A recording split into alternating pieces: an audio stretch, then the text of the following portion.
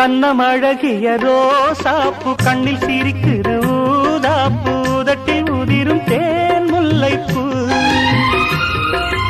அஞ்சி ஒதுங்குது மாறாப்பு இன்னும் எதுக்கு இந்த வீராப்பு அணைக்கு சிவக்கும் ஆவாரப்பூ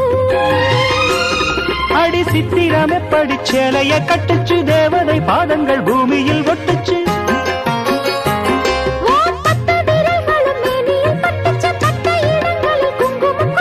நித்தம் இரவினில் வித்தை படிக்கையில் ரசிச்சு பழ